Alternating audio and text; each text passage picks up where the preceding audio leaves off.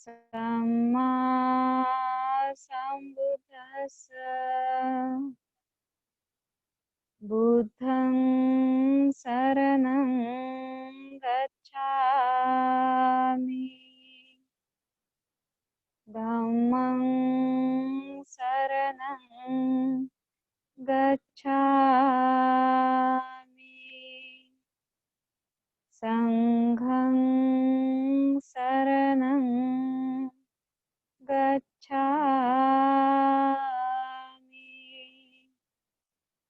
द्वितीयंपि बुद्धं शरणं गच्छामि द्वितीयंपि धम्मं शरणं गच्छामि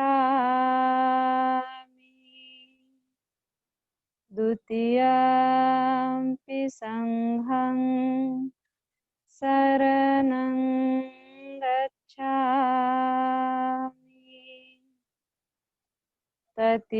तृतीयंपि बुद्धं शरणं गच्छामि तृतीयंपि धम्मं शरणं गच्छामि तृतीयंपि संघं शरणं गच्छामि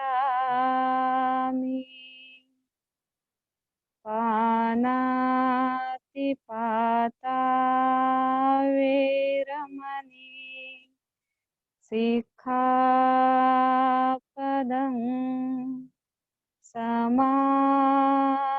समादियामि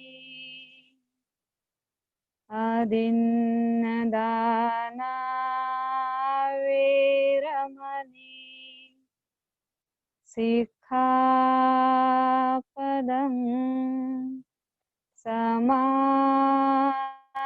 समादियामि कामेषु मिच्छाचारा वेरमणि सिक्खापदं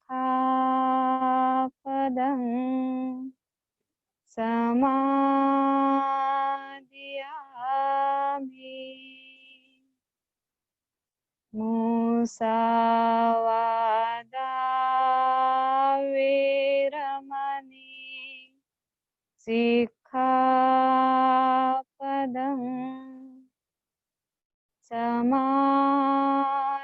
समादियामि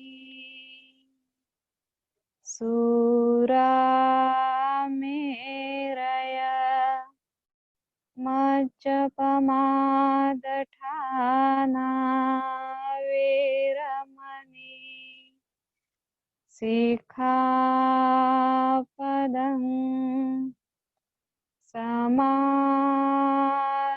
समादियामि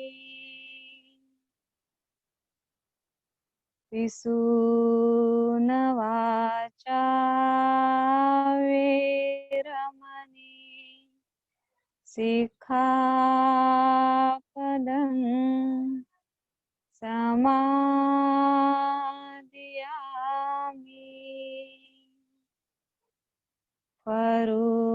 परुसवाचा वेरमणि सिक्खापदं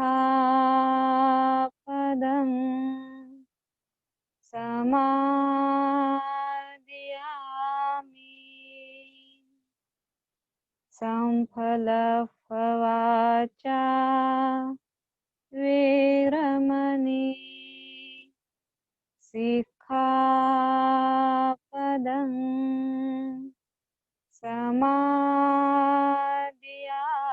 समादियामि साधु साधु साधु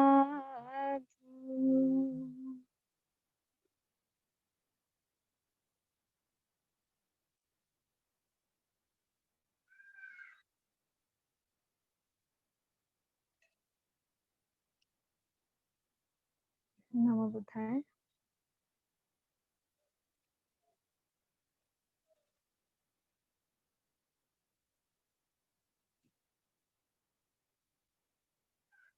धम्मदेसना मराठी की हिंदीमध्ये द्यावे लागेल सर?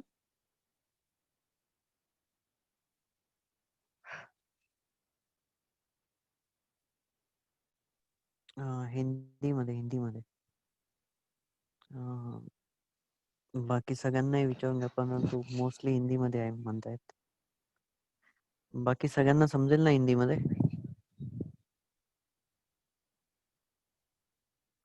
ठीक है, स्टार्ट करा हिंदीमध्ये. ओके.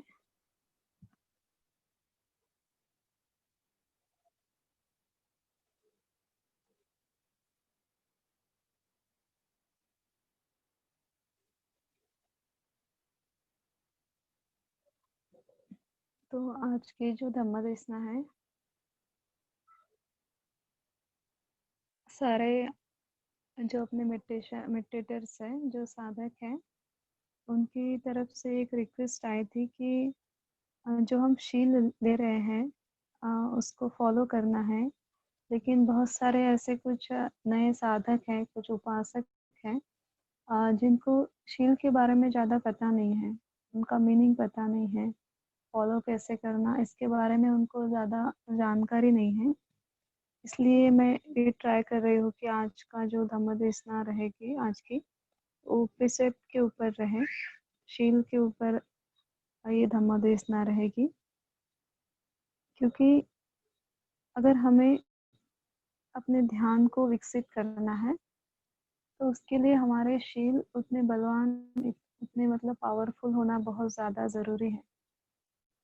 तो इसलिए शील बहुत ही इम्पोर्टेंट रोल आपके मेडिटेशन में प्ले करता है। तो आज की धम्मदेसना मोस्टली मैं शील के आधार पर दूंगी। उसके बाद में आपके जो भी सवाल रहेंगे उस सवालों का जवाब देने की मैं कोशिश करूंगी। आप बहुत ही संयमित होके और शांत चित्त से इस धम्मदेसना को सुनिए, क्योंकि ये जो धम्म है ये बुद्ध की वाणी है। आज से तकरीबन 2600 साल पहले ये धम्म बुद्ध ने इस प्रकृति में एस्टेब्लिश किया है, प्रमाणित किया है, जिसकी आज भी सारे जीवों को एक सरी की जरूरत है। चाहे वो बुद्धिस्ट हो, नॉन बुद्धिस्ट हो, कौन सा भी जीव, सारे जीवों को धम्म की जरूरत है। और खास करके आज की जो कंडीशन हम देख रहे हैं कि कोरोना वायरस की वजह से पूरा जनजीवन अस्त व्यस्त हो गया है। सारे जीव टेंशन में है, दुख में है, पीड़ा में है। लेकिन ये जो प्रकृति में एक अलग सा बदलाव आ गया है, इसकी जो भविष्यवाणी है तो बुद्ध ने 2600 साल पहले ही कर दी थी। बुद्ध ने कहा था कि आज से 2600 साल के बाद में जब भारत में नहीं पूरे वर्ल्ड में जब जब धम्म कमजोर पड़ने लगेगा तो ऐसी कुछ आपत्तियां प्रकृति से उत्पन्न होगी कि जहाँ किसी के पास उसका कोई इलाज नहीं रहेगा। उसी में से एक बात बुद्ध ने कही थी कि रोग अंतराय। रोग अंतराय यानी कि ऐसे रोग उत्पन्न होंगे कि जिसका कोई इलाज नहीं होगा। तो आज हम देख रहे हैं कि एक छोटा सा जीवाणु है, ये वायरस है, तो जिसने पूरे वर्ल्ड को अपने कंट्रोल में, अपने कब्जे में कर लिया है। सारे डॉक्टर्स, सारे साइंटिस्ट, सारा जनजीवन उसके पीछे लगा है कि इसका कोई इलाज आए ताकि सारे लोग जो है वो इस कष्ट से, इस दुख से मुक्त हो जाएं। लेकिन बुद्ध की ये वाणी है कि इसका कोई इलाज नहीं रहेगा। इस तरीके से रोग उत्पन्न होंगे कि इसका कोई इलाज नहीं रहेगा। तब लोगों को धम्म की जरूरत पड़ जाएगी। तब लोग सोचेंगे कि नहीं, एक धम्म ही है जो इसमें से लोगों को बाहर निकाल सकेगा। तो इस तरीके के जो रोग है ऐसे यही नहीं, इसके बाद भी ऐसे रोग उत्पन्न होंगे जिसका किसी के पास में कोई इलाज नहीं होगा। तो बुद्ध ने कहा था जब जब ऐसी घटनाएं होंगी तब बहुत कम लोग ऐसे होंगे जो खुद को प्रोटेक्ट कर पाएंगे, सुरक्षित कर पाएंगे, और वो लोग होंगे जिसके पास में धम्म होगा।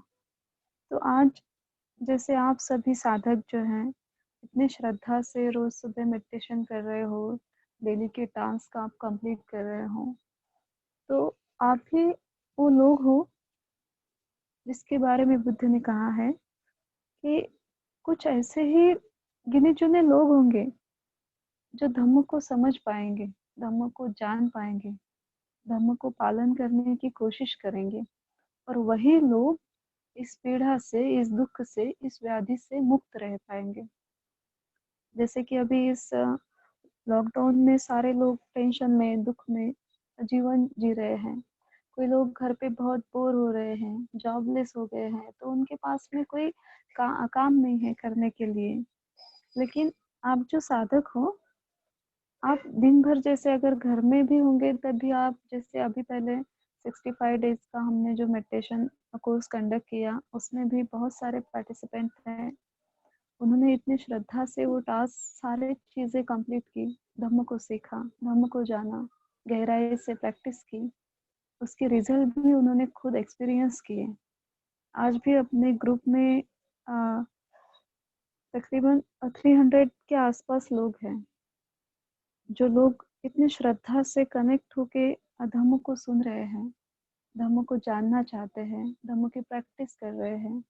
तो ये बहुत कम लोग होंगे जो धम्म को अभी इस कंडीशन में सुन पाएंगे, प्रैक्टिस कर पाएंगे। तो ये बुद्ध की वाणी है कि इस टाइम बहुत ही कम ऐसे लोग होंगे जो धम्म को अच्छे से समझ पाएंगे। तो हम कितने पुण्यवान हैं कि बुद्ध ने जो बात कही है कि बहुत कम लोग धम्म को सुन पाएंगे, समझ पाएंगे, उसकी प्रैक्टिस कर पाएंगे, उसका आचरण कर पाएंगे। तो हम उन लोगों में शामिल हैं जो धम्म को सुन पा रहे हैं, समझ पा रहे हैं, प्रैक्टिस करने की कोशिश कर रहे हैं, उसके रिजल्ट देख रहे हैं। तो हमने बहुत सारे ऐसे पुण्य किए, और अपने पुण्य पारमी की वजह से आज हमें ये इतना प्रेशियस, इतना मूल्यवान धम्म मिला है। तो इसलिए आप सभी से एक गुजारिश है कि आप बहुत सिंसियरली धम्म को पालन कीजिए, क्योंकि हमारे पास में धम्म के अलावा दूसरा कोई और ऑप्शन नहीं है कि हम खुद को इस पीड़ा से, इस दुख से खुद को प्रोटेक्ट कर पाए। बुद्ध एकमेव ऐसे साइंटिस्ट हो गए हैं जिन्होंने एक चीज को ढूंढ निकाला है। ऐसा वो चीज इस प्रकृति में थी, लेकिन किसी को उसके बारे में कुछ पता नहीं था। सारे लोग सिर्फ उस चीज के आजू बाजू घूमते रहते थे, उसको नष्ट करने की कोशिश करते रहते थे, लेकिन वो कर नहीं पा सकते थे, उनके पास में वो मार्ग नहीं था। तो वो चीज कौन सी है जो बुद्ध ने खोज निकाली? बुद्ध ने दुख को खोजा, बुद्ध ने सफरिंग के बारे में सर्च आउट किया, बुद्ध ने सफरिंग के बारे में सर्च आउट करके बुद्ध ने सफरिंग को लोगों के सामने रखा कि हाँ, दुख एक सत्य है जिसको कोई भी टाल नहीं सकता, कोई बदल नहीं सकता। जो जो जनजीवन उत्पन्न हो रहा है, उस सारे जीवों को दुख से जाना ही पड़ेगा, पीड़ा से जाना ही पड़ेगा। उसके बाद में बुद्ध ने उसके कारण भी बताए कि कौन से कारण की वजह से व्यक्ति दुखी हो जाता है, या फिर कोई भी जीव, मनुष्य जीवन ही नहीं, हर जीवन कौन से कारण की वजह से दुखी हो जाता है। तो बुद्ध ने कहा है कि लोभ, राग और द्वेष ये एक ऐसे दुख निर्मित के कारण है। सारे जीवों में जो भी दुख है, अगर वो उसके बारे में सोचे कि ये दुख मेरे लाइफ में क्यों है, मेरे जीवन में क्यों है, तो उसका एकमेव यही रीज़न रहेगा, यही कारण रहेगा कि मुझ में लोभ है, मुझ में द्वेष है, मुझ में राग है और इसी कारणवश मेरे लाइफ में दुःख है। अगर लोभ नहीं रहेगा, राग नहीं रहेगा, द्वेष नहीं रहेगा, तो दुःख भी नष्ट हो जाएगा। तो उससे आगे जाके बुद्ध ने कहा है कि अगर ये नहीं रहेगा ठीक है, राग, द्वेष, लोभ अगर नष्ट हो जाएगा, तो दुःख भी नष्ट हो जाएगा। लेकिन इसको नष्ट करने का मार्ग बुद्ध ने बताया है कि कैसे हम अपने चित्त से राग, द्वेष, मोह से अपने चित्त को मुक्त करें। और जो इंसान राग, द्वेष, मोह को अपने चित्त से मुक्त कर पाएगा, जो जीव अपने चित्त से राग, द्वेष, मोह को मुक्त कर पाएगा, वो दुःख से मुक्त हो जाएगा। ऐसी खोज करने वाले तथागत बुद्ध इस पूरी प्रकृति में एकमेव ऐसे इंसान हैं जिन्होंने इन सारी चीजों को खोज निकाला है, इस अल्टीमेट ट्रूथ को खोज निकाला है, एक आर्य सत्य को उन्होंने खोजा है। ये आर्य सत्य क्यों बोलते हैं इसे? क्योंकि आर्य सत्य यानी ऐसा सच जो कभी भी बदल नहीं सकता। आज से 2600 साल पहले बुद्ध ने ये सत्य को खोजा, आज भी वही सत्य है और कल भी यही सत्य रहेगा। इस सत्य में कोई परिवर्तन नहीं होने वाला। दुख है, कल भी था, आज भी है और इसके बाद भी रहने वाला है। दुख का कारण पहले भी राग, द्वेष, मोह था, आज भी राग, द्वेष, मोह है, कल भी राग, द्वेष, मोह ही रहेगा। और इसको नष्ट करने का मार्ग आज भी धम्म, कल भी धम्म था, आज भी धम्म है और इसके बाद भी धम्म ही रहेगा। ये जो इन्वेंशन है, ये सिर्फ बुद्ध ने हम तक पहुंचाई है और आज इन सारे चीजों के बारे में हम समझ पा रहे हैं, तो ये बहुत ही हमारे लिए पुण्य की बात है। अगर हमारे चित्त से हमें राग, द्वेष, मोह को अगर निकालना है, रिमूव करना है, तो उसके लिए साधना एकमेव मार्ग है, समाधि एकमेव मार्ग है, जो कि आप सब कर रहे हो। रोज मेडिटेशन कर रहे हैं, आनापानसति। इसके बाद आपको बहुत सारे मेडिटेशन की कुछ नए नए टेक्निक्स जो है वो सीखने को मिलेंगे यहाँ पे। जिसकी जैसे जैसे पारमी है, जैसे जैसे वो एफर्ट लेगा, जितना ज्यादा वो इसको आगे लेके जाने की कोशिश करेगा साधक, उतनी ज्यादा वो खुद को इसमें उतना ज्यादा खुद को विकसित कर पाएगा, उसके रिजल्ट देख पाएगा।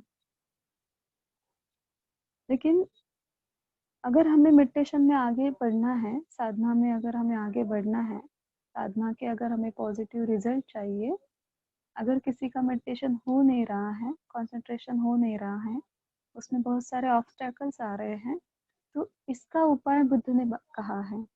तो उपाय ये है कि शील, अगर शील हमारे परफेक्ट नहीं है तो हम साधना को कभी भी सफल नहीं बना सकते। अगर हमसे शील ब्रेक हो रहे हैं तो हम साधना को कभी भी कंटिन्यू नहीं कर पाएंगे, कभी भी साधना में हम सफल नहीं हो पाएंगे, मेडिटेशन को आगे नहीं लेके जा पाएंगे। शील साधना का एक पाया है। अगर शील पक्के रहेंगे तो साधना अपने आप उस पर स्टेबल हो जाएगी। तो इसीलिए डेली आपको कहा जाता है कि आप सुबह शाम जब कभी भी आपको टाइम मिले आप प्रिसेप्ट को फॉलो कीजिए, रिसाइट कीजिए, बार बार शील ग्रहण कीजिए। दिन भर में अगर हमसे कोई मिस्टेक्स हो रही है तो अपने चित्त में उसके बारे में सोचिए, ताकि कल मुझसे ये शील टूटे ना। क्योंकि बहुत मुश्किलों से और बहुत हम बोल भी नहीं पा सकते हैं, हम सोच भी नहीं सकते, इतने करोड़ों अब्जों जन्मों से हम इस चीज को खोज रहे हैं जो आज हमें मिली है, जो बुद्धवाणी है, जो धम्म है, जो शील है, जो साधना है, वो आज हमें मिली है। इसको पाने के लिए पता नहीं हमने कितने सालों से यात्रा की है, तब जाके आज इतना मूल्यवान धम्म हमें मिला है, तो हमें इसे ऐसे ही वेस्ट नहीं करना, खुद को ऐसे ही इससे दूर नहीं लेके जाना है। तो इसीलिए सबसे पहले अगर समाधि में जाना है तो आपको शील परफेक्ट करने ही होंगे। तो शील यानी क्या? शील यानी ज़्यादा कुछ नहीं, लेकिन हमारे रोज के जो हैबिट्स हैं, जो आदतें हैं, उसे ही भगवंत ने शील कहा है। ऐसा नहीं कि एक बुद्धिस्ट पर्सन के लिए ही शील है। एक्चुअली बुद्धिस्ट या बुद्ध नाम, बुद्ध ने जो धम्म एस्टेब्लिश किया है, बुद्ध ने जो धम्म कहा है, उस धम्म में कोई जाति नहीं है। किसी पर्टिकुलर इंसान के लिए, पर्टिकुलर जाति के लिए ये धम्म नहीं है।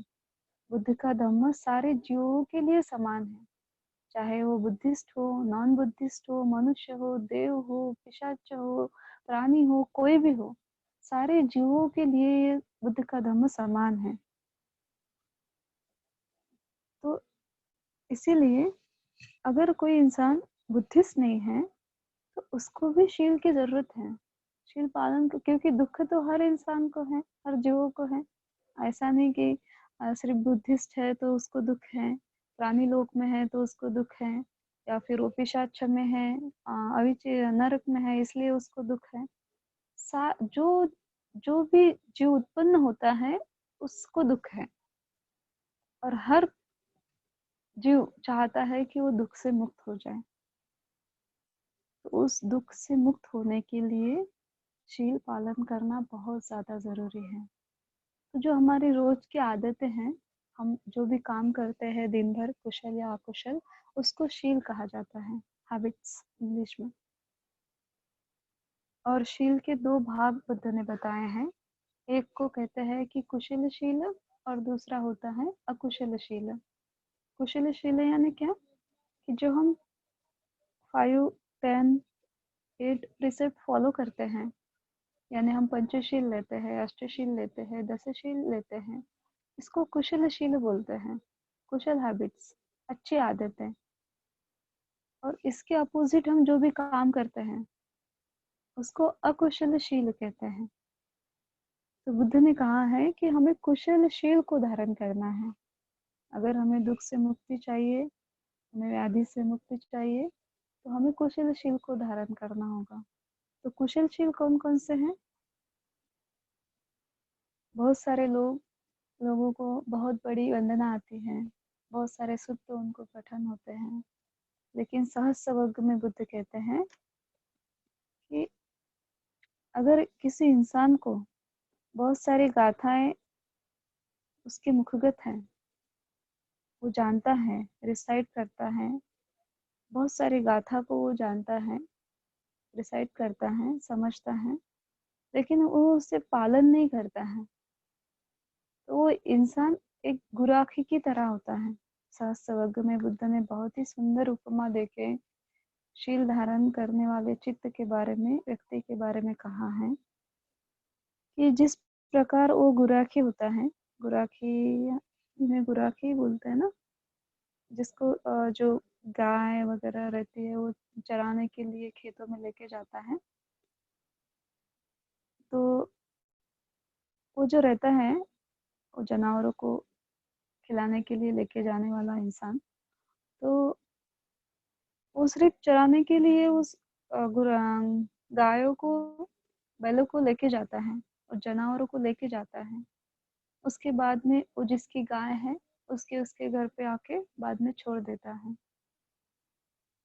उसकी अपनी गाय उसमें नहीं होती, खुद की संपत्ति कोई नहीं होती। अगर उसको कुछ इमरजेंसी काम आ गया, अगर उसको किसी पैसे की जरूरत है, तो किसी एक गाय को, उसमें से उसके पास में 100-200 गायें होंगी, लेकिन उसमें से किसी गाय या गाय के बछड़े को वो बेच नहीं पाएगा क्योंकि वो उसकी नहीं रहती। तो उसी तरह एक गाथा को पाठ करने वाला, सुत्त को सिर्फ चैंटिंग करने वाला इंसान होता है, जिसके सिर्फ गाथाएं मुख पाठ होते हैं, उसको सिर्फ गाथाएं पाठ होती हैं।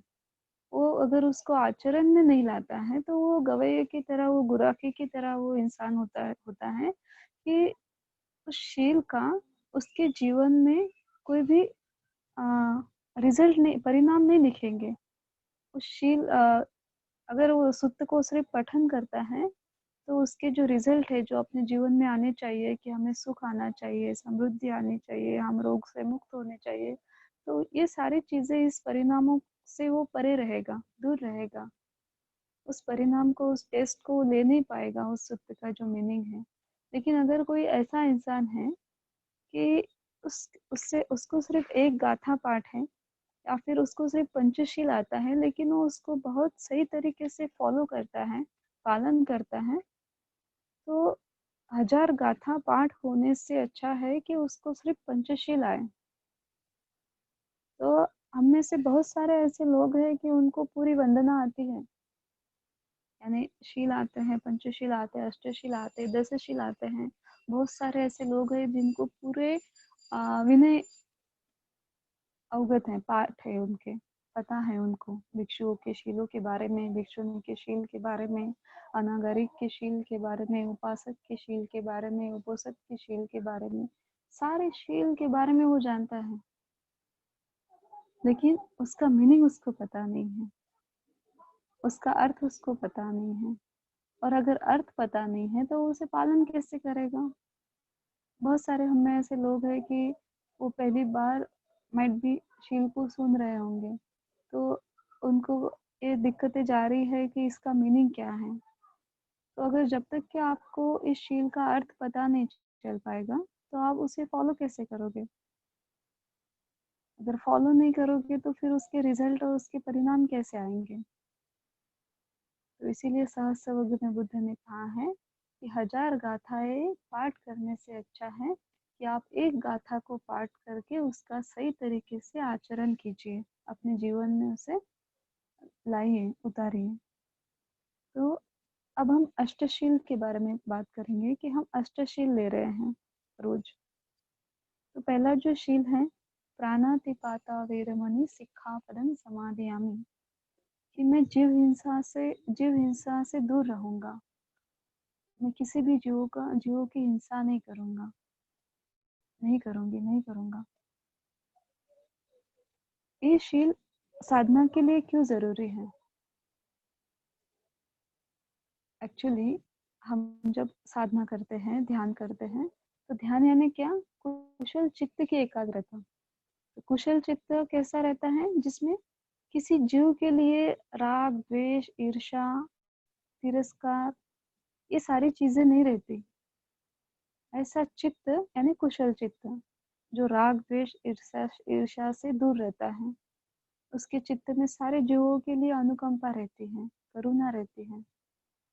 तो अगर हम पहला शील जो है कि हम जीव हिंसा से दूर रहेंगे, और अगर हम हिंसा कर रहे हैं तो हमारे चित्त में तो ये तो कुशल चित्त नहीं हुआ है, क्योंकि जब हम हिंसा करते हैं तो मन में उस जीव के प्रति राग, द्वेष, ईर्ष्या उत्पन्न होती है, इस कारणवश हिंसा हो जाती है।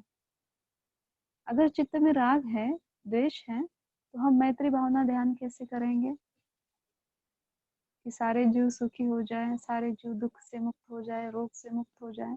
ये मैत्री भावना हम कर ही नहीं पाएंगे, क्योंकि चित्त में तो राग है, द्वेष है, ईर्ष्या है। फॉर एग्जाम्पल अगर हम कहें उदाहरणार्थ कि जैसे मच्छर होता है, तो मच्छर हमें काटते हैं, तो काटने से दर्द होता है, इसकी वजह से हमें उन पे गुस्सा आ जाता है। गुस्सा आने के बाद में हम क्या करते हैं? उसको मार देते हैं। यानी उस मच्छर के प्रति हमारे चित्त में मैत्री नहीं है, करुणा नहीं है। उससे ज्यादा तो हमारे घर में जो बच्चे होते हैं छोटे छोटे, वो कभी कभी खेलते खेलते हमें कितनी बड़ी चोट पहुंचा देते हैं। हम उन्हें तो किल नहीं करते, उनको तो मार नहीं डालते, क्योंकि वो बच्चे के प्रति हमारे चित्त में क्या है? प्रेम है, दया है, प्यार है। इसकी वजह से हम बच्चे को नहीं मारते हैं। लेकिन वो छोटा सा जो मॉस्किटो होता है, वो अगर हमें छोटा सा काट देता है, क्योंकि उसका गुण ही वैसा है कि वो खून पी के ही जिंदा रह सकता है, इसलिए वो खून देखता है, जहाँ कहीं भी उसको खून दिखता है वो मच्छर काटने चला जाता है। लेकिन हमारे चित्त में उस मच्छर के प्रति करुणा नहीं है, दया नहीं है, तो हम उसको मार देते हैं। तो ये हिंसा हो गई, बुद्ध के अनुसार। और जो इंसान छोटे छोटे जीवों को इजीली मारता है वो बड़ी हिंसा भी सहजता से कर जाता है। इसलिए बुद्ध ने कहा है कि मैं किसी भी प्रकार की हिंसा नहीं करूंगा। इसे कहते हैं प्राणातिपाता वेरमणि सिक्खापदं समादियामि।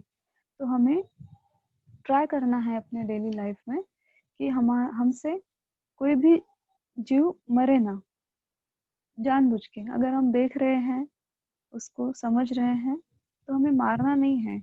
उसकी लाइफ हमसे कैसे सेव हो रही है इसके लिए हमें प्रयास करना है। बहुत सारे महिलाएं हैं वर्किंग करते हैं घर में, तो कभी कभी हमारे घर में जो पानी की टंकी होती है उसमें बहुत सारे जीव गिर जाते हैं। तो थोड़ी देर में अगर हम उस जीवों को नहीं निकाले तो वो मर जाते हैं, लेकिन हम देखते नहीं उसको कि ये मर रहे हैं, क्योंकि वो डेली का काम हो रहा है। डेली हम देख रहे हैं कितने सारे कीड़े उस पानी में गिरते हैं और मर जाते हैं।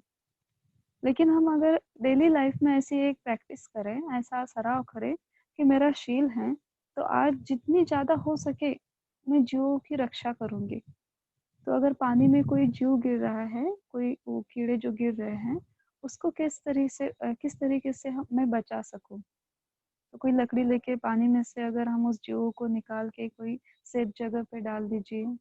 अगर आपको मच्छर काटने के लिए आए तो आप उसे अपने से दूर कर सकते हैं, निकाल सकते हैं बॉडी से। मतलब उसको मारने की वजह हम उसको दूर कर सकते हैं, यानी हम उसकी लाइफ सेव कर रहे हैं। अगर हम चल रहे हैं तो ध्यान पूर्वक चलें। अगर हम घर में सफाई कर रहे हैं तो चित्त में मैत्री और करुणा के भाव से साफ सफाई करें कि मुझसे कोई हत्या ना हो।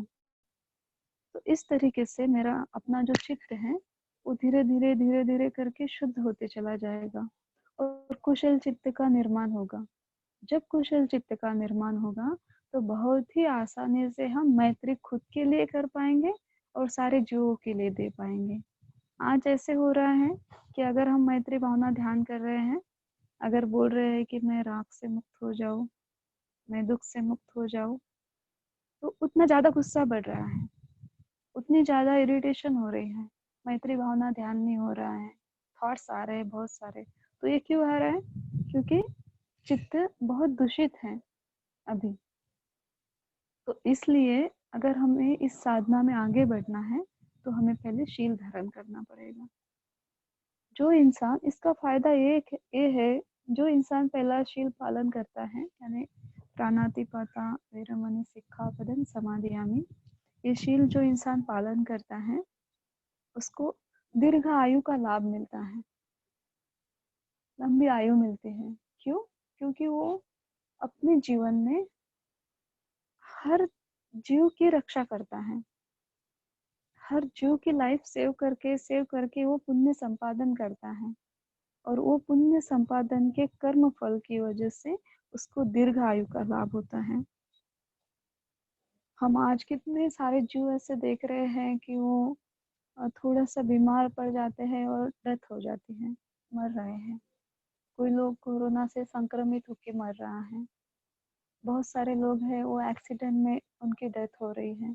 तो ये सारी चीजें क्यों होती हैं, डेथ क्यों होती है अनटाइमली, मतलब टाइम से पहले क्यों मृत्यु आ जाता है? क्योंकि हमारे जो पुण्य है वहाँ पे कमजोर पड़ जाते हैं। और जब हमारे पुण्य नस कम मतलब समाप्त हो जाएंगे तो हम जीवित नहीं रह पाते इस जीवन में, इस पृथ्वी पे कहीं पे भी। यहाँ से हमें मृत्यु को ही स्वीकार करके दूसरी जगह हमारा जन्म हो जाता है। तो अगर हमें ये हमारे चित्त में अगर ऐसा है कि हम बहुत ज्यादा दिन तक धम्म को सुने, धम्म की प्रैक्टिस करें, जब तक कि मैं किसी फल को हासिल नहीं कर पाती धम्म के मार्ग पर, तब तक तो भी मैं जीवित रहूं, मुझे ऐसे अचानक से मृत्यु ना आ जाए। अगर ये विश आपकी है, ये इच्छा है आपकी, तो आप पहले शील को अच्छे से धारण कीजिए, उसको पालन कीजिए। दिन में 3-4 बार उसको रिसाइट कीजिए, बोलिए बार बार बार बार, ताकि चित्त पूरी तरह से अवेयर हो जाए, जागरूक हो जाए कि मुझे हत्या नहीं करनी। क्यों नहीं करनी? उसके पीछे मेरा खुद का ही स्वार्थ है, क्योंकि धम्म खुद के लिए है, लोगों के लिए नहीं है, दूसरों के लिए नहीं है। बुद्ध ने कहा है कि धम्म खुद के लिए है। आप इसे सेल्फिश भी बोल सकते हो। हमें इसमें खुद को तैर के धम्म में लेके जाना है। खुद को धम्म की रक्षा करनी है और धम्म से खुद के लिए रक्षा चाहिए। धम्म से खुद की रक्षा करके लेनी है। तो इसलिए अगर हमें दीर्घ आयु का लाभ चाहिए तो मुझे ये पहला शील पालन करना ही होगा। और जो ये पहले शील को तोड़ते हैं वो अनटाइमली डेथ हो जाती है। कम उम्र में ही उनको मृत्यु आ जाता है। और मृत्यु का कारण कुछ भी हो सकता है। एक्सीडेंट हो सकता है, कोई रोग हो सकता है, कुछ भी हो सकता है। हार्ट अटैक हो सकता है, कोई बीमारी से मर जाता है। तो ये इस शील के परिणाम है, पालन करने के परिणाम और पालन न करने के परिणाम। इस तरीके से पहला शील हमें धारण करना है। प्राणातिपाता वेरमणि सिक्खापदं समादियामि। दूसरा शील जो है वो है अदिन्न दाना वेरमणि सिक्खापदं समादियामि। अदिन्न दाना वेरमणि सिक्खापदं समादियामि यानी क्या कि मुझे किसी भी प्रकार की चोरी नहीं करनी। दूसरों के संपत्ति को मुझे किसी भी प्रकार की हानि नहीं करनी है। अगर हर इंसान को चाहिए कि वो बहुत अमीर बने। हर इंसान का सपना रहता है कि उसके पास सारी फैसिलिटीज हो, उसकी ज़रूरतों की सारी चीज़ें उसके पास हो, उसकी संपत्ति कोई उससे छीने ना, कोई उसे नष्ट ना करे। अगर हमारी ये विश है, किसी किसी की विश रहती है कि उसको धम्म के लिए बहुत डोनेशंस करना होता है, दान करना होता है। लेकिन अगर हमारे पास में संपत्ति होगी तभी तो हम दान कर पाएंगे। अगर हमारे पास कुछ नहीं रहेगा तो हम कैसे दान करेंगे? कैसे हम सारे जरूरतों की चीजों को खरीद पाएंगे? तो बुद्ध ने कहा है कि जो इंसान जो जीव दूसरे शील को धारण करता है, जो दूसरों की संपत्ति को कभी हानि नहीं पहुंचाता है, जो दूसरों की संपत्ति की रक्षा करता है, तो उसके खुद की संपत्ति की रक्षा होती है। डायरेक्टली जो इसका मीनिंग है कि मुझे चोरी नहीं करनी, दूसरे की संपत्ति को, हमें प्रॉपर्टी को हानि नुकसान नहीं करना है। इस तरीके से मैं मेरी खुद की प्रॉपर्टी, खुद की संपत्ति जो है उसकी रक्षा हो। खुद की संपत्ति की रक्षा इसलिए हो कि मेरी जो ज़रूरतें हैं इस लाइफ में, वो ज़रूरतों को मैं पूरा कर पाऊँ। मैं धम्म के लिए मेरा सहयोग दे पाऊँ। ये सारी चीज़ें अगर हमें हासिल करनी है तो हमें दूसरे शील को धारण करना है और बहुत बारीकाई से उसको पालन करना है। कभी कभी बहुत छोटे लेवल पे, जैसे अगर आप मान लीजिए कि किसी की कोई पर्सनल डायरी है जिसमें वो उसकी डेली की सारी चीज़ें लिखता है। हम किसी के घर में चले जाते हैं, सपोज वो डायरी उसके टेबल पे है, हम बैठ गए, वो कुछ काम की वजह से अंदर गए या कहीं बाहर है। अगर वो डायरी हमारे सामने है और हमने खोल दी उसकी परमिशन के बिना, और उसमें जो सारी चीज़ें उसने लिखी हैं तो हमने पढ़ने के लिए शुरुआत कर दी, तो ये भी चोरी है।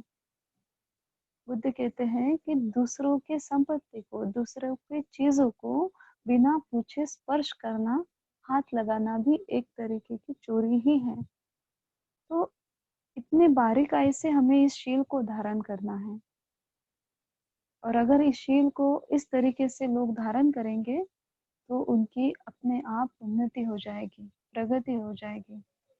इसी कारणवश जब आज से तकरीबन 60 साल पहले जो भारत की स्थिति थी, जो अस्पृश्य लोग थे, जो मतलब बहुजन लोग थे, दलित लोग थे, तो बाबा साहब ने जब देखा कि ये जो दलित लोग हैं ये कितनी गरीबी में जीवन जीते हैं, उनकी छोटी छोटी जरूरतों के लिए इनको कितना कष्ट उठाना पड़ता है, अगर इनको इस गरीबी से निकालना पड़ेगा तो क्या कौन सी ऐसी चीज है कि इनको मैं दूं ताकि ये इस गरीबी से बाहर निकले और कभी इस गरीबी में, इस दलदल में ना पड़े, इनकी उन्नति हो, इनका आर्थिक विकास हो।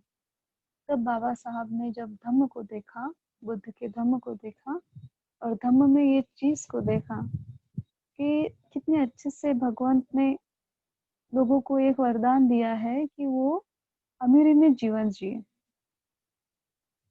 उनकी आर्थिक उन्नति हो। तो उसके लिए बुद्ध ने इतने साल पहले ही रक्षा कवच बना के रखा है कि अधिन्न दाना वेरमणि सिक्खापदं समादियामि। अगर ये शील ये दलित लोग धारण करेंगे तो इनकी अपने आप आर्थिक उन्नति हो जाएगी। और ये सोच के बाबा साहब ने बुद्ध धम्म की दीक्षा ली, धम्म को धारण किया, क्योंकि ये सारे शील ये सारा धम्म बुद्ध को बाबा साहब को लगा कि ये सारे जीवों के हित के लिए ये धम्म है। तो इतना इतना इम्पोर्टेंस है दूसरा शील, अधिन्न दाना वेरमणि सिक्खापदं समादियामि। इसके फायदे तो हमने बता ही दिए कि जो इस शील को धारण करता है वो कभी भी आर्थिक कष्ट से नहीं जाता, हमेशा उसकी प्रगति होती जाती है, उन्नति होती जाती है। उसकी संपत्ति को कभी कोई हानि नहीं पहुंचा सकता, उसकी अपने आप रक्षा हो जाती है, उसकी संपत्ति की रक्षा हो जाती है। और जो इंसान दूसरों की संपत्ति को, दूसरों के प्रॉपर्टी को हानि नहीं पहुंचाता है, उसका चित्त दूसरों के लिए भी प्रसन्न हो जाता है। दूसरों की संपत्ति देख के उसके दिल में, उसके चित्त में द्वेष या ईर्ष्या उत्पन्न नहीं होती। उसके अलावा उसके चित्त में अनुकंपा, मैत्री, दया उत्पन्न हो जाती है और इस कारण से वो अच्छे से ध्यान कर पाता है, अपने चित्त को शांत रख के एकाग्र कर पाता है। तो इतना इम्पोर्टेंट है दूसरा शील। और जो लोग इस शील को तोड़ते हैं उनका बहुत ज्यादा गरीबी में जन्म होता है, अभी भी होता है और इसके बाद भी वो गरीबी में ही उत्पन्न होते हैं। ऐसे जगह जन्म मिलता है जहाँ उसकी छोटी छोटी जरूरतों की चीजों के लिए भी उसकी भटकंती हो। तो अगर हमें चाहिए कि हम अच्छे जगह, अच्छे पोजीशन में जन्म लें तो ये शील को हमें धारण इस तरीके से करना पड़ेगा। उसके बाद तीसरा शील है कामे सुमिच्छाचारा वेरमणि सिक्खापदं समादियामि। इसमें बुद्ध ने कहा है कि मनुष्य जीवन बहुत ही प्रेशियस है, बहुत पुण्य पारमी की वजह से व्यक्ति को मनुष्य जीवन का लाभ मिलता है। और मनुष्य जीवन में आके अच्छे पूरे जो अपना शरीर है उस सुदृढ़ मतलब अच्छा शरीर बहुत पुण्य पारमी की वजह से मिलता है। क्योंकि हम देखते हैं बहुत सारे जीव जो मनुष्य जीवन में तो है लेकिन उनको परिपूर्ण अंग नहीं है शरीर के। कुछ लोग अंधे होते हैं, कुछ लोग बहरे होते हैं, कुछ लोगों को हाथ नहीं होते, कोई लोगों को पैर नहीं होता। बहुत सारे ऐसे लोग हैं जो शारीरिक पीड़ा से जाते हैं, मनुष्य जीवन में होके भी वो शारीरिक कष्ट से जाते हैं, रोग में घिरे होते हैं हमेशा। तो इसके लिए बुद्ध ने कहा है कि कामे सुमिच्छाचारा वेरमणि सिक्खापदं समादियामि। मेरी जो इंद्रिय है उस इंद्रिय को मैं कंट्रोल में रखूंगा। मैं मेरे 6 इंद्रियों से कोई भी अकुशल कर्म नहीं करूंगा। 6 इंद्रियों से यानी मैं आंखों से कुछ अकुशल देखूंगा नहीं, कानों से मैं अकुशल सुनूंगा नहीं, मैं अकुशल टच नहीं करूंगा, गलत टच नहीं करूंगा। इनडायरेक्टली मैं मतलब कामे सुमिच्छाचारा यानी कि मैं अपने इंद्रियों से कोई भी गलत काम नहीं करूंगा। और जो इंसान इस शील को धारण करता है सांसारिक जीवन में तो उसकी जो फैमिली लाइफ है वो उसे अच्छे से मेंटेन कर पाता है। वो किसी भी प्रकार के शारीरिक व्यंगों से नहीं जाता। और आने वाली जो लाइफ है, आने वाला जो जीवन है, वहाँ भी उसको परिपूर्णतः शारीरिक अंग जो है वो उसे हासिल कर पाता है। क्योंकि प्रकृति का एक नियम है कि कोई भी चीज का अगर हम दुरुपयोग करें तो प्रकृति वो चीज हमसे छीन लेती है, नेचर वो चीज हमसे छीन लेता है।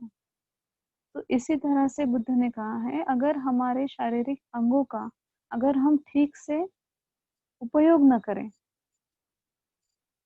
तो ये अंग हमसे प्रकृति जो है वो छीन लेगी। और आज हम देखते हैं कि बहुत सारे ऐसे लोग हैं, जैसे कि गे लोग होते हैं, ना स्त्री ना पुरुष, इसमें जो जन्म होते हैं वो इस शील को पालन न करने की वजह से होते हैं। क्योंकि जो भी शारीरिक अंग हमें इस नेचर से मिलते हैं, तो हम फैमिली लाइफ जब जीते हैं, हम जब इस सांसारिक जीवन में जीते हैं, तो हम जैसे कि एक पति जो है अपने पत्नी से चीटिंग करता है, अफेयर बाहर किसी दूसरी औरत से अफेयर रखना मतलब रिलेशंस रखते हैं। एक लेडीज अगर किसी अपने पति के अलावा किसी और के साथ में रिलेशंस रखती हैं, तो इसकी वजह से नेक्स्ट लाइफ उनको एज अ गे करके जीवन जीना पड़ता है। और इतने कष्ट में वो लोग जीवन जीते हैं, वो ना स्त्री कहलाते हैं ना पुरुष कहलाते हैं। तो ये शील को धारण न करने की वजह से वैसा जन्म मिलता है। तो ये कामे सुमिच्छाचारा वेरमणि सिक्खापदं समादियामि, ये शील इतना इम्पोर्टेंट है फैमिली लाइफ में। अपनी साधना के साथ भी ये शील इतना ही इम्पोर्टेंट है, मेडिटेशन के साथ। अगर हमारे चित्त में किसी और के लिए लोभ से भरे, आसक्ति से अटैचमेंट भरे अगर थॉट्स आए, तो हम साधना नहीं कर पाएंगे अच्छे से, क्योंकि चित्त पूरा लोभ से और आसक्ति अटैचमेंट से भरा होगा। और वैसा चित्त कभी भी अपने कुशल चित्त को एकाग्र नहीं कर पाता, अपना कंसंट्रेशन नहीं बढ़ा पाता। तो इसीलिए ये शील साधना करने के लिए, ध्यान करने के लिए भी जरूरी है, और अपनी जो पारिवारिक जीवन है उसे अच्छे से बिताने के लिए भी बहुत जरूरी है। और मृत्यु के बाद हमें अगर जीवन मिलता है, अगर हमें मनुष्य जीवन मिलता है, हमें हमारे निब्बान तक अगर हमें अच्छे अवयव चाहिए, अच्छे इंद्रिय चाहिए, तो उसके लिए भी ये शील उतना ही इम्पोर्टेंट है। उसके बाद है चौथा शील, मुसावादा वेरमणि सिक्खापदं समादियामि। मुझे किसी भी प्रकार का झूठ नहीं बोलना है, असत्यवाणी नहीं करनी है। बुद्ध कहते हैं, सच्चम भवे साधु तरंग रसानम। जनरली जब हम इस संसार में जीते हैं, तो ये कहावत है कि सच जो है वो कड़वा होता है ना। लेकिन बुद्ध कहते हैं, सच्चम भवे साधु तरंग रसानम, कि सच जैसी मीठी चीज इस दुनिया में है ही नहीं। सच सच ही बहुत मीठा है, बाकी सारी चीजें कड़वी हैं। और हम कहते हैं कि सच कड़वा होता है। तो इस शील के बारे में बुद्ध कहते हैं कि अगर हमें चाहिए कि हमारी बातों को लोग सुने, हमारे शब्दों में, हमारे वाणी में एक वेटेज आए, एक दर्जा आए, तो उसके लिए हमें मुसावादाशील अच्छे से धारण करना पड़ेगा। जो लोग झूठ बोलते हैं, आधे आधे सेंटेंस बोलते हैं, किसी भी बात को छुपा के रखते हैं, सच्चाई को छुपा के रखते हैं, सच्चा धर्म को छुपा के रखते हैं, तो वैसे इंसान की सोसाइटी में कोई रिस्पेक्ट नहीं रहती। धीरे धीरे करके वो अपनी खुद की जो रिस्पेक्ट है, जो खुद का आदर है, उसे गवा देता है।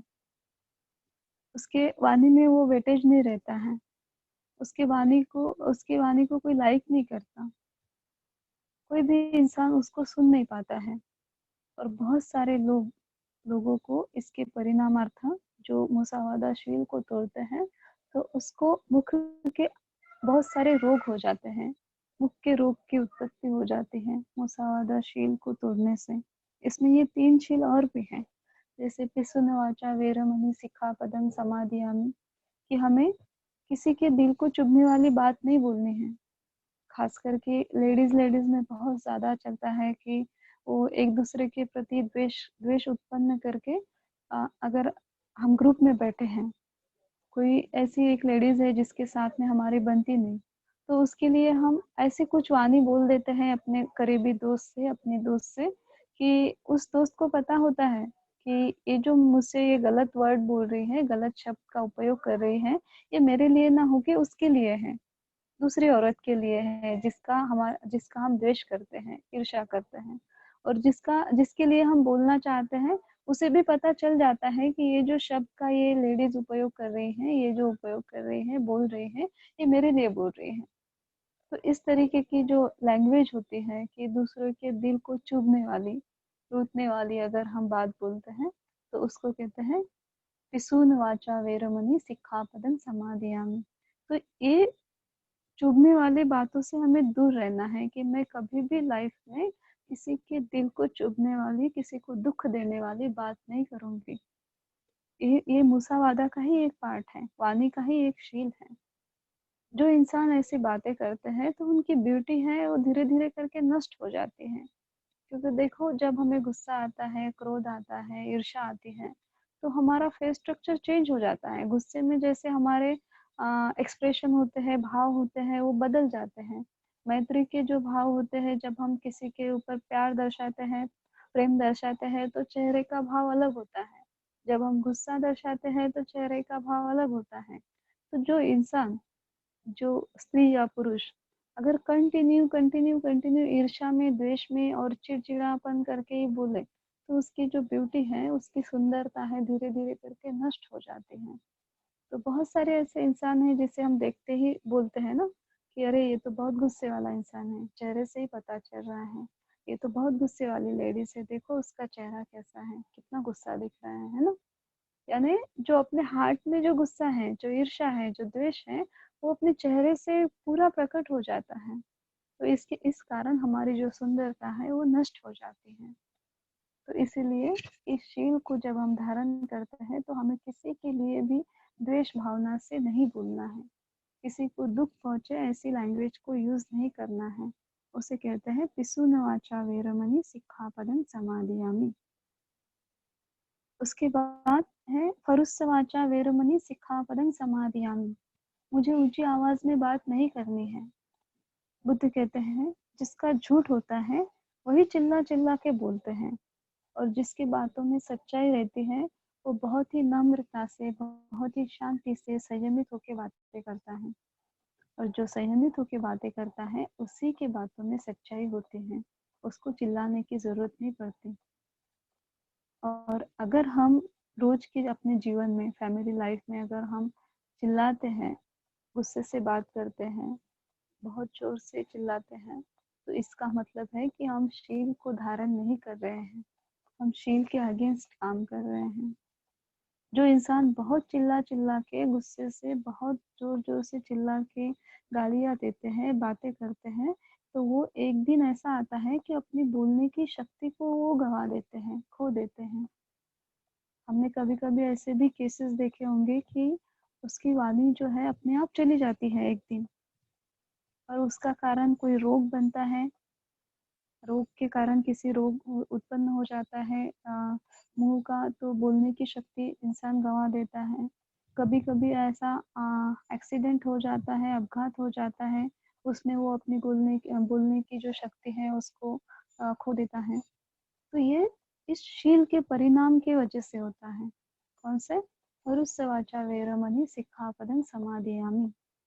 उसके बाद बुद्ध ने कहा है कि संफलफ्फ वाचा वेरमणि सिक्खापदं समादियामि। यानी मुझे व्यर्थ बड़बड़ नहीं करनी है, व्यर्थ बातें नहीं करनी है।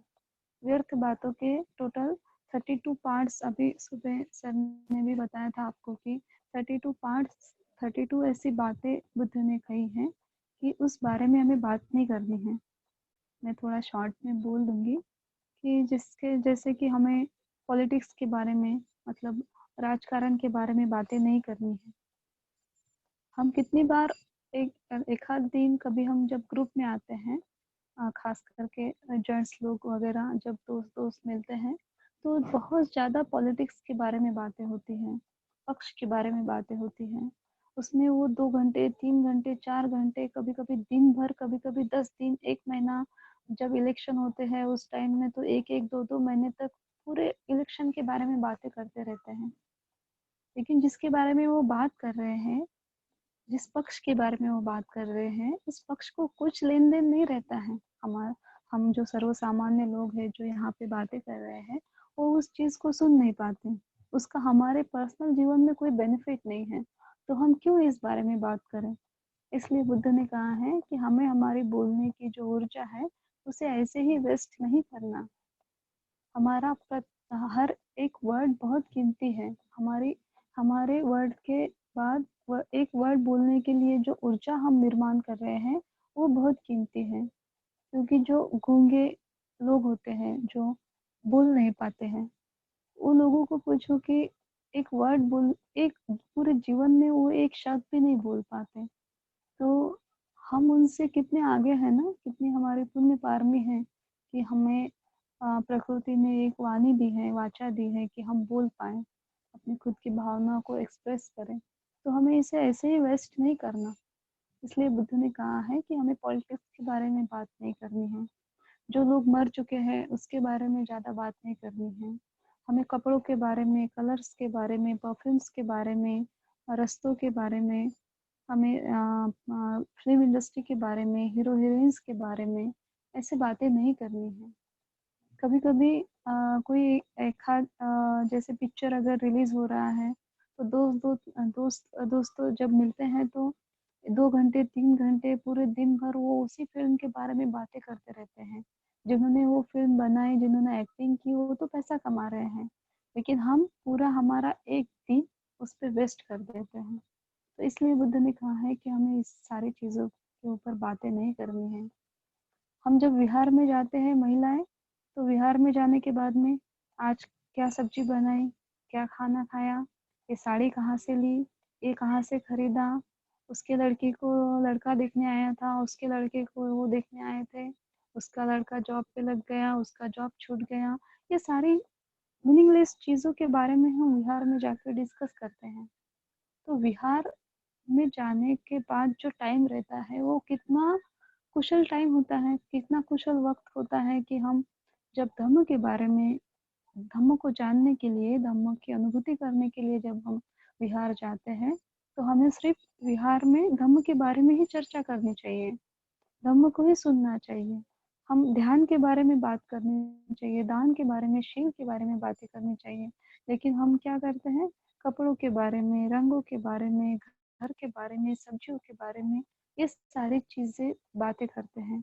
और फिर घर में भी वही बातें करते हैं, विहार में जाके या फिर किसी धम्म प्रोग्राम में जाके भी वही बातें करते हैं। तो वहां से भी कुछ लेके आते नहीं और घर से कुछ धम्म के लिए लेके जाते नहीं। तो इसलिए बुद्ध ने कहा है कि संफलफवाचा वेरमणि सिक्खापदं समादियामि, कि हमें अगर धम्म को पूरे चित्त से अगर अनुभूति करनी है, जानना है, करीब से धम्म को जानना है, देखना है, फील करना है, तो हमें व्यर्थ बातों पे ध्यान नहीं देना है। इस तरीके की ऐसी टोटल 32 बातें बुद्ध ने इसमें डिप में बताई हैं। हम इसके बारे में आपको कुछ नोट्स वगैरह पेज पे डिटेल्स डालेंगे। तो इस तरीके से हमें अपना चौथा शील मुसावादा वेरमणि सिक्खापदं समादियामि, इसको फॉलो करना है। फिर है सूरामेरय मज्जपमादठाना वेरमणि सिक्खापदं समादियामि, कि ऐसे सारे चीजों से हमें दूर रहना है जिससे हमारी बुद्धि भ्रमित हो जाए। जैसे हमें मादक पदार्थों का सेवन, मद्य पदार्थ जो रहते हैं उसका सेवन नहीं करना है। उसमें ड्रिंक्स है, गुटखा है, तंबाकू है, सिगरेट्स हैं, ये सारी चीज़ों को हमें सेवन नहीं, इन सारी चीज़ों का हमें सेवन नहीं करना है जिससे हमारी बुद्धि जो है भ्रमित हो जाए। बुद्ध कहते हैं कि जो लोग अपनी बुद्धि को भ्रमित करते हैं, इन सारी मद्यपानों का सेवन करते हैं, जो लोग शराब पीते हैं, तो उनका नेक्स्ट लाइफ श्योर, वो जो मतिमंद लोग होते हैं, मतिमंद यानी कि दिमागी शक्ति बहुत कम रहती है, कमज़ोर रहते हैं, तो वैसे लोगों में जन्म मिलता है। क्यों? क्योंकि सूरामेरय मज्जपमाद ठाना वीरमणि सिक्खापदं समादियामि। मद्यपान के सेवन की वजह से व्यक्ति जो है अपनी विचार करने की, सोचने की शक्ति को गवा देता है। देखो जो शराब पीने वाले लोग रहते हैं, तो अगर बहुत हैबिटेड हैं, वो रोज़ अगर एक इंसान शराब पीता है या फिर सिगरेट्स वगैरह स्मोक करता है या फिर ड्रग्स लेता है, तो एक दिन ऐसी सिचुएशन आ जाती है कि वो शराब पिए बिना भी शराब पीने के बराबर की बातें करता है। उस तरीके का उसका बिहेवियर हो जाता है। अपनी फैमिली के साथ में वो अच्छे से नहीं रहता है, टाइम नहीं दे पाता है, अपनी संपत्ति को नाश कर देता है, अपना वो दान नहीं कर पाता है और ना ही अपने परिवार को सुखी कर पाता है। तो अगर हमें अपने पारिवारिक जीवन में सुख चाहिए, अच्छी अच्छा पारिवारिक सुख चाहिए और हमें ऐसे लगे कि हमें प्रज्ञा का निर्माण हो, हमें प्रज्ञा उत्पन्न हो, हमें विज़डम मिले, तो हमें इस शील को धारण करना पड़ेगा। तो ये ध्यान के लिए भी उतनी ही ज़रूरी है, ताकि हमारे ध्यान करने का क्या है कि जब हम ध्यान करते हैं तो हम हमारे चित्त को शुद्ध करके प्रज्ञा का निर्माण करते हैं, विज़डम को उत्पन्न करते हैं। और जो लोग मद्य प्राशन करते हैं, मद्य का सेवन करते हैं, इंटॉक्सिकेट करते हैं खुद को, तो वो ध्यान नहीं कर पाते, अपने चित्त को एकाग्र नहीं कर पाते, क्योंकि वो भ्रमित जीवन जीते हैं। इस तरीके से हमें ध्यान के लिए इस अष्टशील को धारण करना है। बुद्ध ने कहा है, जिस टाइम भी आपको इस अष्टशील के बारे में जानकारी मिले, उस टाइम से भी अगर आप मरते समय तक अष्टशील को पालन करोगे, तो आप 100% धम्म के मार्ग पे किसी न किसी अच्छे फल को जरूर ही प्राप्त करोगे। उसमें आप श्रोतापन्न, सकदागामी, अनागामी और अरहंत फल को भी हासिल कर सकते हैं। तो इतना इम्पोर्टेंट ये शील है और इतनी ही इम्पोर्टेंट ये साधना है। तो ये हमें रोज के जीवन में इसको हमें एक्सेप्ट करके, उसका आचरण करके हमारे शील पारमी को पुष्ट करना है। उसके बाद में हम हमारे ध्यान को कंप्लीट कर पाएंगे, ध्यान को पूर्णतः से हम न्याय दे पाएंगे, ध्यान को विकसित कर पाएंगे। और जब हम ध्यान में कुछ ना कुछ अच्छे पोजीशन पे चले जाएंगे, अच्छा लेवल पे चले जाएंगे, ध्यान में हम हमारे चित्त को अगर हम एकाग्र कर पाएंगे, तो लाइफ में कभी भी हमसे शील ब्रेक नहीं होगा। और अगर हमसे शील ब्रेक नहीं होगा, अगर हम शील को नहीं तोड़ोगे, तो ये 100% बुद्ध की शाश्वती है कि हम कम से कम इस लाइफ में श्रोतापन्न तो न हासिल कर ही लेंगे। तो ये मनुष्य जीवन जो हमें मिला है, इतना प्रेशियस, इतना कुशल है, तो इस जन्म में हमें सिर्फ एक एम तो भी हमारे सामने रखना है कि हम अरहंत बने नहीं बने, उसके लिए हमारी पारमी है नहीं है हमें पता नहीं है, लेकिन इस लाइफ में अगर हम आए हैं, मनुष्य जीवन में आए हैं, तो कम से कम हम श्रोतापन्न तो भी हो जाएं। और इसी के लिए मेरा जन्म है। इसलिए मेरा जन्म इसलिए नहीं है कि मैं मेरे परिवार में रहूँ, फैमिली को बढ़ाऊँ, बहुत सारी प्रॉपर्टी गेन करूँ, बहुत सारे अच्छे मतलब जॉब पे लग जाऊँ, अच्छा पोजीशन हो।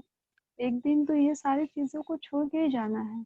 इस लाइफ को छोड़ के जाना है, रिलेटिव्स को छोड़ के जाना है, माँ बाप को छोड़ के जाना है, हस्बैंड वाइफ को छोड़ के जाना है, बच्चों को छोड़ के जाना है, जो जॉब की पोजीशन है उसको छोड़ के जाना है, जो प्रॉपर्टी है उसको छोड़ के जाना है। लेकिन अगर हमने श्रोतापन्न की संपत्ति को हासिल किया, तो इसे हम छोड़ के नहीं जाएंगे, हम इसे साथ में लेके जाएंगे। और जब तक कि हम निर्वाण फल को प्राप्त नहीं हो जाते, तब तक ये संपत्ति हमारे साथ में ही रहेगी। तो इतना इम्पोर्टेंट ये शील है, इसीलिए आज हमने इस शील के बारे में इतना डिटेल्स आपसे बात की, ताकि आप अच्छे से इस शील को धारण कर पाएँ, पालन कर पाएँ, और उसके बाद में आपको ध्यान में बहुत सारा लाभ मिले, प्राप्ति मिले। जैसे कि भंते ज्ञानसिरी ने भी आपको बहुत अच्छे से मंगल कामना दी है, आशीर्वाद दिया है कि ये जो हमारा मेडिटेशन शिविर है अभी 1 महीने के लिए, इसमें 100% जो भी पूरे चित्त को एकाग्र करके श्रद्धा पूर्वक ध्यान करेगा, वो 100% कुछ ना कुछ स्थिति अपने ध्यान को जरूर विकसित कर पाएगा। इतने अच्छे ब्लेसिंग्स बनते नैन्सी ने नावियाना मोनेस्ट्री से आपके लिए दिए हैं। तो आप सब सुनने वाले, ध्यान करने वाले सारे जो उपासक हो, वो सारे बहुत ही पुण्यवान हो कि आपको इतने अच्छे ब्लेसिंग्स, इतने अच्छे आशीर्वाद का लाभ हुआ है। और मैं आशा करती हूँ कि आज की जो मेरी धम्मदेशना है वो आपके शील को धारण करने के लिए उपयुक्त रहे और आप उसको अच्छी तरह से रोज फॉलो कर पाओ, अच्छे बारीकाई से शील को समझ गए होंगे ऐसी आशा करके मेरी धम्मदेशना को मैं यहीं पे समाप्त करती हूँ। उसके बाद अगर आपको कुछ इसके बारे में सवाल पूछना है, आपकी साधना के बारे में कुछ पूछना है, तो आप पूछ सकते हो। साधु साधु साधु।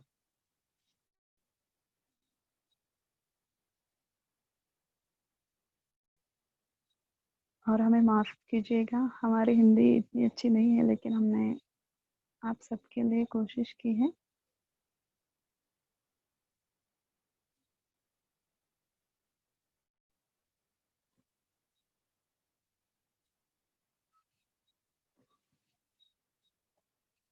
हाँ पूछिए ना।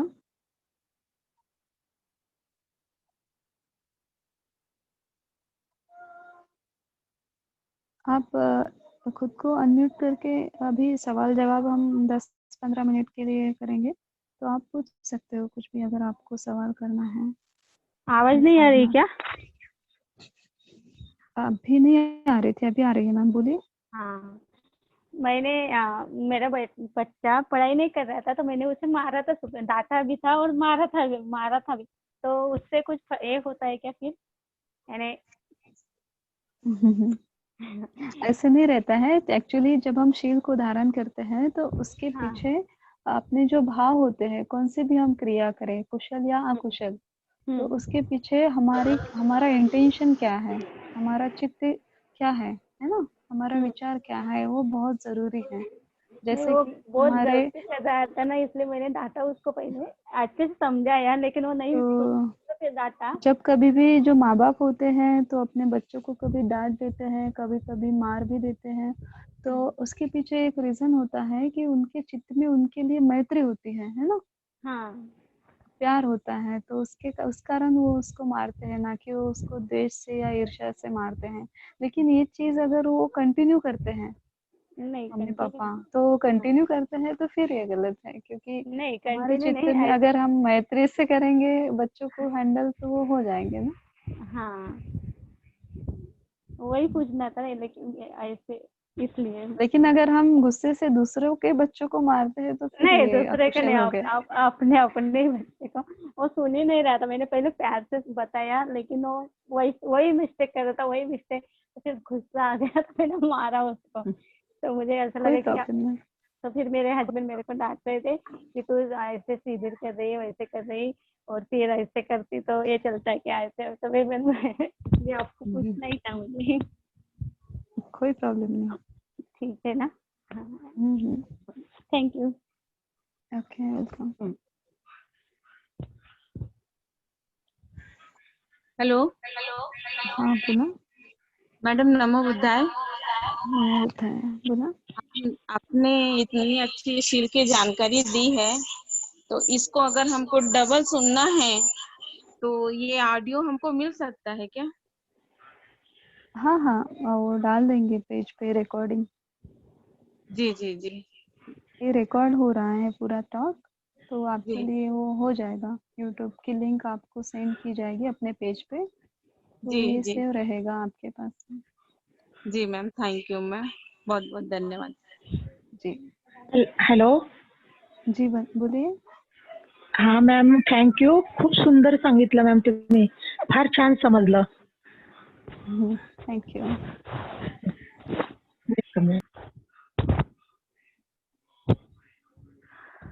बोला।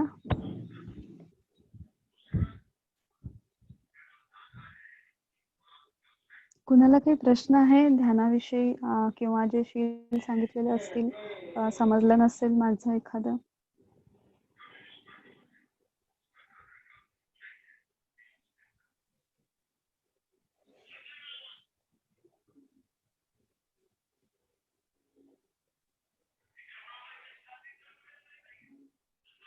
बोला, कुणाला काय बोलायचंय? हॅलो हॅलो हा बोला बोला बोला. हा मॅडम, गुड इव्हनिंग. हा गुड इव्हनिंग, बोला. खरंच प्रवचन खूप ऐकलं, मन लावून ऐकलं. 1 तास स्तब्ध होऊन खूप खूप प्रेरणा मिळाली, खूप उत्साह वाटला. सराव करा असं वाटतं. खूप खूप चांगलं भाषण सांगितलं तुम्ही, सोप्या भाषेत, नो डाऊट. हम्म. हॅलो हा बोला सर, मॅडम, बोला. विचारायचं होतं एक प्रश्न ध्यानच्या विषयी. विचारा एक ना, विचारा. एक आता आपले जे 4 सत्र असतात ना, प्रत्येक मध्ये आपण 15-15 मिनिटाचे करतो, राईट? मग आता जेव्हा आता एक पडाव असा झालेला आहे, नेक्स्ट पडाव, की आपण ज्या नासिकामधून श्वास घेतो, परत तेव्हा आपण एक मोजतो, मग परत काउंटिंग करतो, मग सोडताना पण आपण एक करतो. पण आपण जेव्हा घेतो श्वास, तेव्हा नासिकामध्ये जिथे स्पर्श होतात तिथे लक्ष केंद्रित केलं पाहिजे का काउंटिंग कडे करायला पाहिजे? म्हणजे ते स्पर्श करताना एक म्हणतो, परत सोडताना पण एक म्हणतो ना आपण. पुढचा भाग आहे ना हा, पहिल्यानंतर. ऍक्च्युली काउंटिंग जे आहे ना, तर ते तुमचं चित्त एकाग्र करण्यासाठीची स्टेप आहे. म्हणजे ज्या ज्या लोकांचं ध्यान केंद्रित होत नाही है ना, किंवा मग आज जरी तुमचं ध्यान केंद्रित होत असेल, परंतु असा एक टाइम येऊ शकते तुमच्या ध्यानामध्ये की जिथे तुमच्या चित्तामध्ये खूप सारे विचार उत्पन्न होतील. तर मग तेव्हा तुम्हाला तुमच्याकडे त्याचं सोल्युशन असलं पाहिजे ना. तर म्हणून त्यासाठी ती जे काउंटिंग मेथड आहे ती तुम्हाला शिकवली जात आहे, की जेव्हा चित्तामध्ये खूप सारे विचार असतील आणि तुम्ही व्यवस्थितपणे जर श्वासाला बघू शकत नसणार, त्यावेळेस तुम्ही काउंटिंग करायला पाहिजे.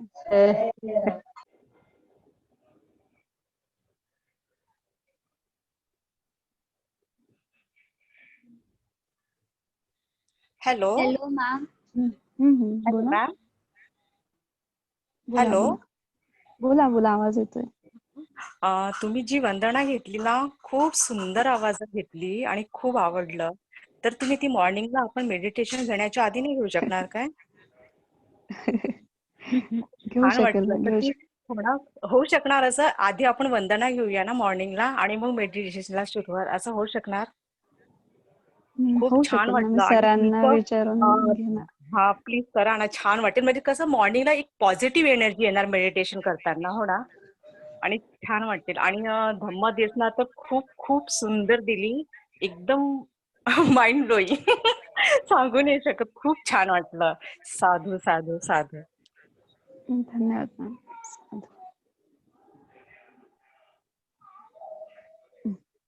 Hello madam. बोला सर. मला बोलायचं की मैत्री भावनेच्या संदर्भात मला एक प्रश्न होता. प्राणी जे आहेत, उदाहरणार्थ पाल असेल किंवा आणखी साप वगैरे, तर त्यांच्या संदर्भात मैत्री भावना नाही होऊ शकत, तर ती कशी आणायची? म्हणजे जे विषारी प्राणी आहेत त्यांच्या संदर्भात मैत्री भावना होत नाही असं म्हणणं आहे तुमचं? विषारी तर नाही, पण पाल जे आहे घरात, हा, तर मी खूप प्रयत्न पण केला की नाही का, मग काय त्यांच्याबद्दल काय मैत्री भावना होऊ शकत नाही? हा, मनात नाही का एक भीती किंवा असं नाही का? ऍक्च्युली ना, जेव्हा आपण मैत्री करतो किंवा भगवंतांनी जी मैत्री भावना शिकवलेली आहे, तर भगवंतांची जी मैत्री आहे ते संपूर्ण जीवांसाठी समान आहे. संपूर्ण जीवांसाठी. असं एक जीव नाही की ज्याच्यामध्ये भगवंतांची मैत्री ही कमी जास्त होईल. जसं की आता आपण असतो ना स्वतः, तर आणि दुसऱ्यांचा मुलगा, तर आपल्या प्रेम असतं, याचा अर्थ असा राग असतो किंवा द्वेष असतो, पण आपल्या मुला एवढं प्रेम आपण दुसऱ्यावर करू शकत नाही, राईट? तर बुद्धांचं तसं नाहीये. भगवंतांचं जे प्रेम आहे, जी करुणा आहे, ती सर्व जीवांसाठी समान आहे. मग ते विषारी असो, की अविषारी प्राणी असो, सरपटणारे असो, आकाशामध्ये उडणारे असो, रोगामध्ये ग्रासलेले असो, की कुठली स्त्री असो, पुरुष असो, छोटा असो, मोठा असो, सर्वांसाठी मैत्री समान आहे. तर आता ही जी भीती आहे आपल्या मनामध्ये आहे ना, यांच्याविषयी, पालीविषयी वगैरे आपल्या चित्तामध्ये मैत्री आहे. तर ही जी मैत्री म्हणजे पालीविषयी आपल्या चित्तामध्ये जी भीती आहे, तर ही भीती कशामुळे आहे, की ऑलरेडी आपल्या चित्तामध्ये त्या जीवाविषयी राग आहे. हो ना? ते राग वाटतो आणि त्या रागामधून आपल्याला काय होते, की ती भीती उत्पन्न होत आहे. हो मॅडम. त्यांच्यावर आपली मैत्री नाहीये, करुणा नाहीये, प्रेम नाहीये आणि त्या कारणामुळे ती आपल्याला हे होत आहे. उलट ते म्हणजे विचारच नाही करू शकत मैत्रीचा, असं मला म्हणायचं. मैत्रीचा. आणि या उलट पक्षी आपण काय करायला पाहिजे, की खूप जास्त मैत्री उत्पन्न करायला पाहिजे, की अरे या पालीचे जे आहे ते किती अकुशल कर्म आहे, की तिला अशा ठिकाणी जन्म भेटला, की रोज तिला स्वतःचं पोट भरण्यासाठी जिवंत कीटकांना खावं लागत आहे. है ना? त्यांना घर नाही आहे, ते किती रोगामध्ये आहेत, किती दुःखामध्ये आहे. तर यांना तर खूप जास्त मैत्रीची गरज आहे ना, तिथून ते त्यांचं चित्त त्या दुःखातून मुक्त हो. तर ही जी अनुकंपा आहे, ही करुणा आहे, तर ही भगवंतांच्याच मैत्रीमध्ये आहे. है ना? इव्हन त्याचे जे इफेक्ट्स आहे, ते भगवंतांनी त्याची प्रचिती स्वतःमध्ये दिलेली आहे. एकदा भगवंत जेव्हा बोधिसत्व असतात त्यांच्या एका पास्ट लाईफमध्ये, तर त्यावेळेस ते एका सशाच्या योनीमध्ये असतात, ससा असतात स्वतः. तर एका जंगलामध्ये एक खूप म्हातारा वाघ असतो. वाघ आता किती भयंकर प्राणी आहे ना, तो मांसाहारी आहे. तो म्हातारा वाघ असतो, तर त्याला जेवायला मिळत नाही. तो खूप थकतो, म्हणजे उठून जाऊ शकत नाही वगैरे वगैरे. तर तो भुकेने व्याकुळ पूर्ण, की आता मरणार त्याला जेवायला नाही भेटलं तर. अशा वेळेस बोधिसत्वांच्या चित्तामध्ये एवढी करुणा उत्पन्न होते त्या वाघाप्रती, की भगवंत काय करतात, बोधिसत्व काय करतात, की एक स्वतःची पारमी पूर्ण करण्यासाठी, की त्याला मला जेवण द्यायचंय, त्या भुकेल्या वाघाला मला जेवण द्यायचंय. पण ते हे पाहतात तेव्हा, जेवण तर द्यायचंय, म्हणजे मी माझा जीव तर त्यांना देणारच आहे, बली देणारच आहे स्वतःचा. परंतु त्यांची अनुकंपा बघा, की ते विचार करतात, की जर मी डायरेक्ट या वाघासमोर गेलो आणि याने जर मला खाल्लं, तर हा तर खूप म्हातारा आहे आणि माझं कच्चं मांस खाल्ल्यामुळे हा वाघ आजारी पडू शकतो, त्याला त्रास होऊ शकतो पचनाला. तर त्या जंगलामध्ये आग लागलेली असते, तर ते संकल्प करतात, त्या आगीमध्ये उडी घेतात, स्वतःचं पूर्ण शरीर भाजतात आणि त्यानंतर ते त्या वाघासमोर जातात. म्हणजे भाजलेलं मांस खाल्ल्यामुळे त्या वाघाला त्रास होणार नाही. किती मोठी अनुकंपा आहे ना ती. खूप म्हणजे फार एवढी पराक्रमाची. महान अनुकंपा ही फक्त भगवंतांच्या चित्तामध्ये उत्पन्न होऊ शकते. आपण तर तेवढे नाही आहे, परंतु मग आपण ते छोटे छोटे प्रकारे असे प्रयत्न करून आपण आपल्या चित्तामध्ये मैत्री उत्पन्न केली पाहिजे. म्हणजे तेव्हाच कुठे मैत्री आपली उत्पन्नच मैत्री पारमी पूर्ण होईल. हो हो हो हो मॅडम. हो, पारमी कळालं म्हणजे काय, मॅडम. की पूर्णत्व. म्हणजे त्याच्यामध्ये अपूर्ण असं काहीच नाही, किंवा याच्यासाठी नाही, किंवा हे नाही, किंवा ते नसेल तर हे असेल, किंवा हे असेल तर ते नसेल. नाही, आपण जर पारमी पूर्ण करतोय, आपली पारमिता, तर मग ती पूर्ण म्हणजे पूर्णच असेल, ती अर्धवट नसणार. समजलं? बरोबर आहे, बरोबर आहे मॅडम. थँक्यू.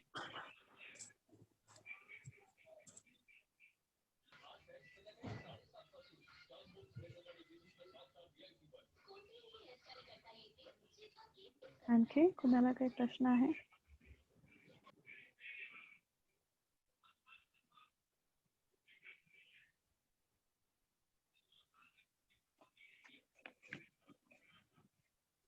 Hello madam. हा बोला. हॅलो. बोला बोला. Hello madam. हॅलो. बोला, मला आवाज येतोय तुमचा. हा, मला एवढं विचारायचं होतं मॅडम. नाही, पहिल्या गोष्ट म्हणजे तुमच्याकडून तुमचं खूप बोलणं खूप उत्साहवर्धक व मुद्द्यानुसार तुम्ही समजून सांगितलं आम्हाला एकदम सोप्या भाषेत. त्याबद्दल तुमचं अभिनंदन. तुमच्या जी टेक्निक आहे सांगायची ती खूप चांगली आहे. समजण्याला समजलं लगेच. मॅडम तुम्हाला एक विचारायचा होता प्रश्न. विचारू का? हा विचारा सर विचारा. मला विचारायचं आता आता जेव्हा आपण काउंटिंगच्या वेळेस मेडिटेशन करतो ना तेव्हा आपण श्वासद्वारे करतो बरोबर. मग ते श्वासद्वारे समजा आपण घेताना एक म्हटलं परत ते दुसरा भाग त्याच्या पुढचा भाग म्हणजे पहिला सोडून दुसरा भाग आहे त्याच्यामध्ये आपण घेणारा श्वास आणि जाणारा श्वास मध्ये एक एक मोजतो काउंटिंग मोजतो. मग त्यावेळेस आपलं श्वासाचा फ्लो कसा कॉन्स्टंट पाहिजे का एकसारखा दीर्घ श्वास नाही पाहिजे का कसं कॉन्स्टंट. पाहिजे? हे बघा जेव्हा आपण श्वास घेतो किंवा सोडतो म्हणजे आनापानसती जेव्हा आपण साधना करतो त्यावेळेस एक महत्वाची गोष्ट समजून घ्या की तुम्हाला स्वतःवरून श्वास घ्यायचा किंवा सोडायचा नाहीये. ओके. ना दीर्घ ना ह्रस्व. तुम्हाला काय करायचंय जो नैसर्गिकरित्या जो श्वास येतोय आणि जातोय त्याला काउंट करायचंय. पण म्हणून मॅडम मग मला हे आता विचारायचं की आपण जिकडे जिथे श्वास स्पर्श होतो तिकडे पण लक्ष केंद्रित द्यायचं का? हा तिथे बघायचं याच्यासाठी की कारण की तोच एक पॉइंट आहे की जिथून श्वास जातोय आणि येतोय हे समजतंय आपल्याला. अच्छा. आपल्या त्या नासिकामधून ना? म्हणजे आपल्याला अच्छा. तुम्ही जर म्हणजे जे सर्वच मेडिटेटर तुम्ही जर साधनेमध्ये स्वतःवरून श्वास घ्याल किंवा सोडाल तर ती एक क्रिया होईल. राईट. आपल्याला क्रिया नाही करायची आहे आणि तुम्ही जर क्रिया केली तर तुम्ही टायर्ड होऊन जाल, थकून जाणार. कारण की तुम्ही काम करताय कशाचं श्वास घेण्याचं सोडण्याचं काम करताय. त्या कारणामुळे तुम्हाला चिडचिडपणा वाटेल, विचार येतील, भटकंती होईल आणि थकून जाणार तुम्ही आनापानसती केल्याने. तुम्ही एकदम रिलॅक्स बसायचंय आणि श्वास हा पण मॅडम नैसर्गिकरित्या शरीर इंटरव्हल घेणार किती आहे. पाहिजे? मॅडम इंटरव्हल किती पाहिजे दोघांच्या श्वासामध्ये इनसाइड आणि आउटसाइड? तुम्हाला ठेवायचंच नाहीये ना स्वतःवरून काही. जी घटना घडते त्याला तुम्ही फक्त बघताय. तो किती ठेवायचा इंटरव्हल आणि किती वेळाने श्वास घ्यायचा आणि किती वेळाने सोडायचा ही क्रियाच नाही करायची आहे तुम्हाला. तुम्हाला काय करायचंय की आता समोर एखादी मूवी लागलेली पिक्चर. ओके. तर तुम्ही काय करताय टीव्ही समोर बसलेले आहात आणि ते पिक्चर बघताय. ओके. त्याच्यामधले जे सिक्वेन्स आहेत ते तुमच्या म्हणण्यानुसार चेंज होत आहेत का? नाही है ना. म्हणजे ते काय आहे एक त्याचा फ्लो चालू आहे आणि तुम्ही त्याला फक्त बघताय. या पद्धतीने ज्यावेळेस तुम्ही आनापानसती करता त्यावेळेस श्वास हा एक तुमचा विषय आहे. तो सुरूच राहणार आहे. तुम्ही अगर नका घेऊ श्वास तो सुरू राहणार आहे. कारण जर आपण जिवंत आहोत तर शरीर श्वास सुरूच ठेवणार आहे. म्हणजे नैसर्गिक प्रकारे. नैसर्गिक श्वास. येस. तर तुम्हाला त्या श्वासाला फक्त बघायचंय जे आपण बघत नाही जनरली. अजून मला हे करायचं. मॅडम उद्या पण तुम्ही असणार का संध्याकाळी? हो असणार आहे. 8:30 ना? हा डिटेल्स मिळेल तुम्हाला पेजवर. Okay. Thank you madam. Thank you very much.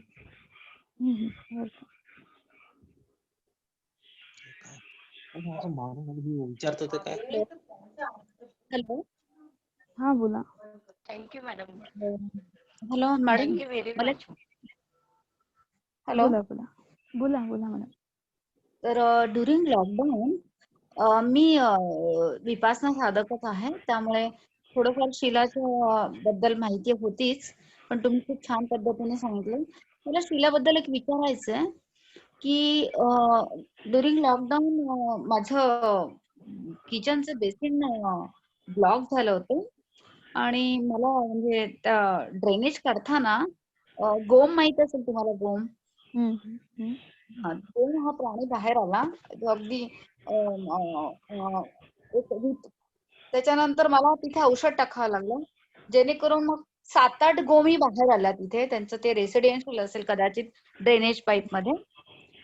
तर 7 ते 8-10 म्हणजे त्यांची बाळं असतील ते सगळे काही मेले. तर त्याच्यानंतर ते दिवस म्हणजे खूप 2 दिवस वाईट गेले. म्हणजे I feel very bad about that. पण इट्स हॅपन. म्हणजे हे घडलं. तर याला आपण कुठलं कर्म म्हणायचं?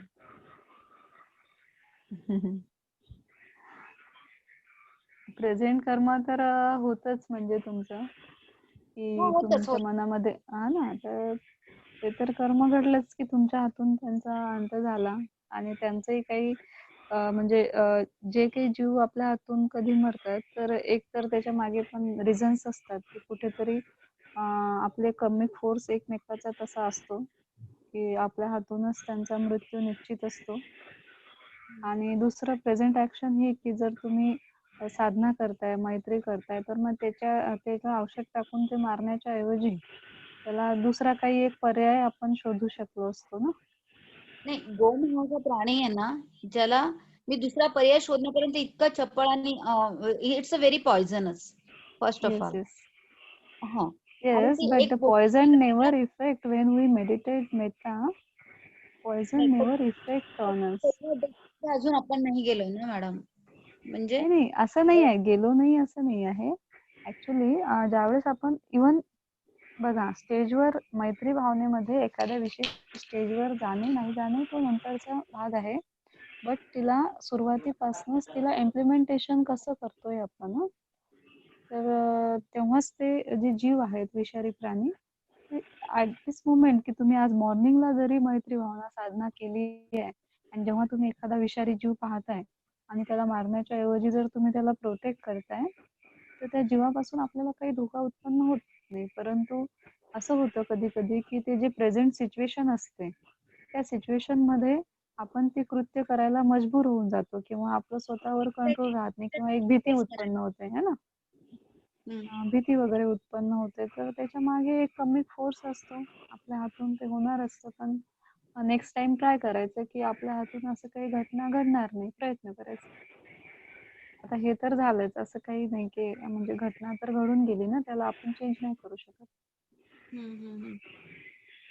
प्रयत्न करायचा पुढच्या वेळेस, की असं काही होणार नाही, की पॉइझनस जरी असतील ते बिंग्स, पण त्याला सुद्धा आपल्याला नाही मारायचे. Thank you madam, thank you. Important okay. Important काय असतं मॅडम, तुमचं इंटेन्शन असतं. ऐकू येते का? हा, मी ऐकतेय सर. हा, त्याच्यामुळे बुद्धांनी काय म्हटलंय, की चेतनाहम भिक्कवे शीलं वदामी. Intention is the essence of moral training. If you don't have intention, there is no kamma there. Okay. आता बऱ्याच वेळेस काय होतं, की आपल्या पायाखाली जीव मरतात. ओके. किंवा मग टॉयलेट सिंक मध्ये बरेचशा मुंग्या असतात, आपण वॉटर टाकून देतो, ते मरतात. राईट? असं होतं ना बऱ्याच वेळेस. बऱ्याचदा घडतंय. हा, तर इथं कसं आहे, इथं आपलं इंटेन्शन नाहीये. इंटेन्शन म्हणजे काय आहे, की आपल्या मनामध्ये क्रूरता नाहीये आणि त्या जीवाची हत्या करायची चेतना नाहीये. हा, ज्यावेळेस हे चेतना असेल त्यावेळेस हत्या होईल. काय काय म्हटलं? त्यावेळेला जी घटना घडली ना, एवढी इमिजिएटली घडली ना, ती इंटेन्शनली घडली असं नाही म्हणता येणार. हा, तर ज्यावेळेस इंटेन्शन असतील त्यावेळेस शील तुटत असतात. जर इंटेन्शन नसतील तर शील तुटत नसतात. अच्छा, ठीक. याच्यासाठी बनते चक्कोपालचं उदाहरण आहे. बनते चक्कोपालचं उदाहरण मागेही दिलेलं आहे. बनते चक्कोपाल अरहंत असताना डोळ्यानं आंधळे होतात आणि वॉकिंग मेडिटेशन करताना बऱ्याचशा मुंग्या त्यांच्या पायाखाली मरतात. मग भिक्खू बुद्धांना म्हणतात, की हे अरहंत आहेत, परंतु हे तर जीव हत्या करत आहे. मग त्याच्या मागं भगवान बुद्ध पूर्ण स्टोरी सांगतात, की चक्कोपालांनी इंटेन्शनली मागच्या जन्मामध्ये आईसचे डॉक्टर असताना एका कपल म्हणजे एका ओल्ड पर्सनचे डोळे इंटेन्शनली फोडून टाकले होते. ओके, म्हणजे रॉंग औषध टाकून. आणि मग त्या कर्माचं फळ काय भेटतं त्यांना, की अरहंत होण्याच्या म्हणजे कगारवर असतात ते, म्हणजे अरहंत होतात आणि डोळे जातात. ओके, ते एवढं हिनियस कर्म असतं. मग तिथं काय इंटेन्शन होतं ना. हा, तर जितके काही जीव मरत असतील, इंटेन्शन असेल तर काही त्या कर्माचा जास्त इफेक्ट होत नाही. सॉरी, इंटेन्शन असेल तर इफेक्ट जास्त होईल. इंटेन्शन जर Intention. नसेल तर इफेक्ट काहीच होणार नाही. मी तेच सांगते, जी माझ्याकडे घटना घडली ते इंटेन्शनली नाही, ती खूप तीव्रतेने अचानक रिॲक्शन झाली होती, जिथे पर्याय नव्हता माझ्याकडे. असे असंख्य जीव तुम्ही सकाळी ब्रश करताना मारून टाकता तोंडामध्ये, मग का आपण ब्रश करणं सोडून द्यावं? हा? हा हा हा हा हा. आपल्या त्याच्यानंतर 2 दिवस मी हॅलो नाही, पण सर मला एक विचारायचं, त्यानंतर 2 दिवस मी अखंड मैत्री देत होते की माझ्याकडून ही घटना घडली, मी स्वीकारते माझी म्हणजे क्रिया जी झाली त्याची जबाबदारी घेऊन मी त्यांना मैत्री देण्याचा प्रयत्न केला, म्हणजे माफी तुमची मागण्याचा मैत्री प्रयत्न केला. तुमची मैत्रीण तुमची माफी थोडी पोचणार आहे मेलेल्या जीवाला. जे काही हा, तुमची माफी आणि तुमची मैत्री मेलेल्या जीवाला नाही पोहोचत कधीच. ओके, सो इम्पॉर्टंट हे लक्षात ठेवायचं की शील हे चेतनेमधून असतात, त्याच्याशिवाय काहीच नाहीये. जर तोडताना तुमचं इंटेन्शन असेल, तुम्हाला माहिती असेल की शील तोडत आहे तुम्ही, तर त्याचे इफेक्ट असतात. परंतु समजा तुम्हाला हाताने चुकून घडलंय तर त्याचे इफेक्ट नाही. ठीक आहे. ठीक आहे. ओके. थँक्यू.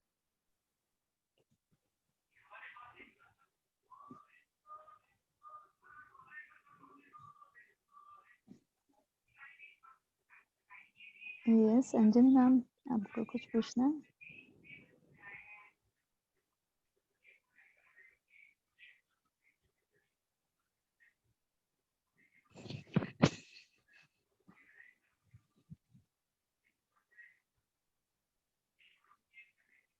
डॉक्टर अंजलि, आपको कुछ पूछना है?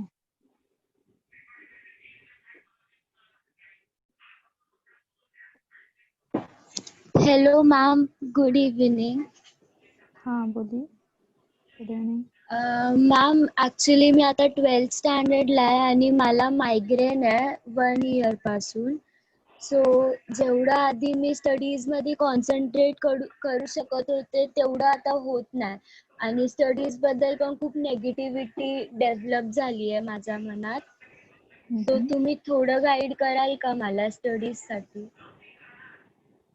तेच तर आपण करतोय ना, डेली मॉर्निंग सेशन आहे, इव्हिनिंग सेशन आहे, है ना. तुम्ही जितकं जास्त चांगल्या प्रकारे ध्यान कराल, चित्ताला एकाग्र कराल, तर तुमचा मायग्रेनचा आजार ऑटोमॅटिकली नष्ट होऊन जाईल. हळूहळू कमी होईल आणि मग नंतर तो डिसअपिअर होऊन जाईल, है ना. कारण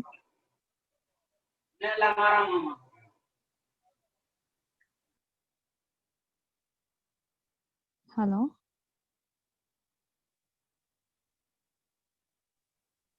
hello. It's okay. Anjani Jalaj मॅडमचा क्वेश्चन त्यांनी टेक्स्ट केलाय. How can we okay. Develop mindfulness in daily life? Okay.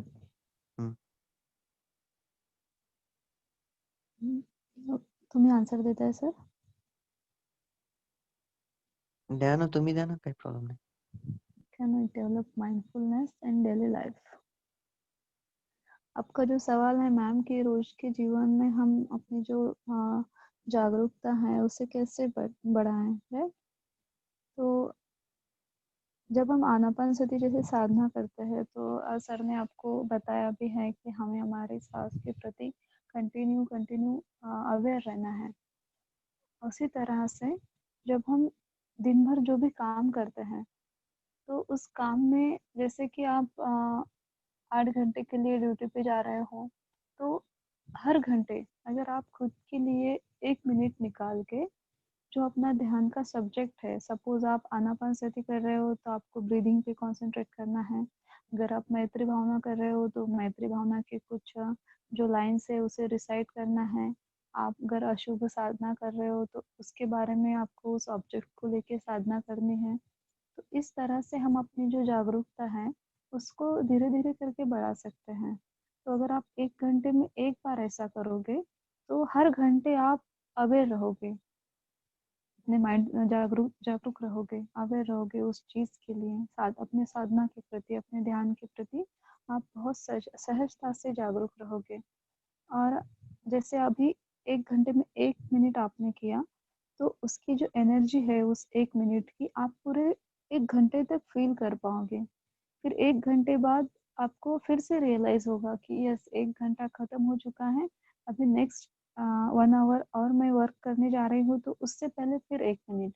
ऐसे करके जब जब आप 8 घंटे तक जॉब करोगे, तो आप 8 मिनट तक अपनी साधना कंटिन्यू कर पाओगे। इस तरह से आप अपनी माइंडफुलनेस को बढ़ा सकते हो। फिर घर पे आके भी कोई काम कर रहे हो, तब आप अपने साँस के प्रति जागरूक रहिए। आप वॉकिंग कर रहे हो, ड्राइविंग कर रहे हो, उस टाइम आप बुद्धानुस्मृति चैंटिंग कर सकते हो, मैत्री भावना दे सकते हो। इस तरीके से आप अपने मेडिटेशन से कनेक्ट रहिए कंटिन्यू, तो माइंडफुलनेस अपने आप बढ़ जाएगी।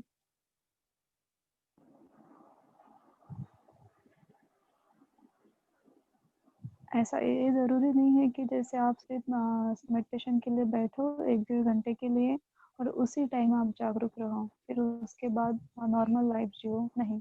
एक साधक का यही मतलब होता है कि वो कंटिन्यू अवेयर रहता है, अपनी सारी चीज़ों के प्रति वो अवेयर रहता है। कोई भी चीज़ वो हरीली नहीं करता है, बहुत फास्ट जाकर नहीं करता है, बहुत पेशेंस से संयमित होके वो हर चीज़ करता है। बोलने से पहले संयमित रहता है, खाने से पहले, खाने के बाद संयमित रहता है, उठने से पहले, उठने के बाद वो संयमित रहता है। वो चलता है तो संयमित रहता है, वो ड्राइविंग कर रहा है तो अ, वो ट्राई करेगा एक मेडिटेटर कि वो हॉर्न ना बजाए। इसके लिए भी वो अवेयर रहता है कि इट्स ओके, मैं स्पीड कम करके भी आगे जा सकती हूँ, तो हॉर्न की ज़रूरत नहीं है। तो इतने छोटे-छोटे चीज़ों से वो अवेयर होते जाता है और खुद को मेंटेन करता है अपनी साधना में।